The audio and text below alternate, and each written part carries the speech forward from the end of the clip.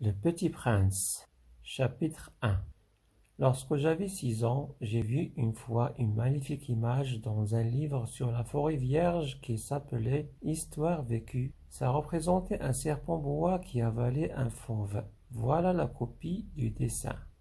On disait dans le livre, les serpents bois avalent leur proie tout entière, sans la mâcher. Ensuite, elles ne peuvent plus bouger et elles dorment pendant les 6 mois de leur digestion. J'ai alors beaucoup réfléchi sur les aventures de la jungle et à mon tour, j'ai réussi avec un crayon de couleur à tracer mon premier dessin, mon dessin numéro 1, elle était comme ça. J'ai montré mon chef-d'œuvre aux grandes personnes et je leur ai demandé si mon dessin leur faisait peur. Elles m'ont répondu: pourquoi un chapeau ferait-il peur? Mon dessin ne représentait pas un chapeau. Il représentait un serpent bois qui digérait un éléphant. J'ai alors dessiné l'intérieur du serpent bois afin que les grandes personnes puissent comprendre. Elles ont toujours besoin d'explications. Mon dessin numéro 2 était comme ça. Les grandes personnes m'ont conseillé de laisser de côté les dessins de serpents bois ouverts ou fermés et de m'intéresser plutôt à la géographie, à l'histoire, au calcul et à la grammaire. C'est ainsi que j'ai abandonné à l'âge de 6 ans une magnifique carrière de peintre. J'avais été découragé par l'insuccès de mon dessin numéro 1 et de mon dessin numéro 2. Les grandes personnes ne comprennent jamais rien toutes seules.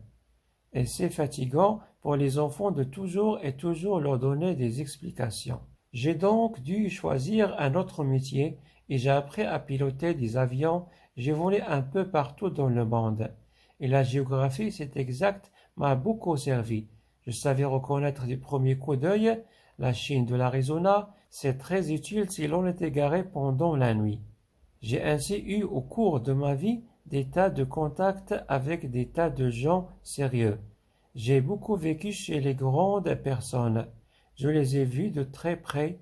Ça n'a pas trop amélioré mon opinion. Quand je n'ai rencontré une qui me paraissait un peu lucide, je faisais l'expérience sur elle de mon dessin numéro 1 que j'ai toujours conservé.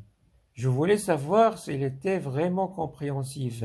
Mais toujours elle me répondait: c'est un chapeau. Alors je ne lui parlais ni de serpent bois, ni de forêt vierge, ni d'étoiles.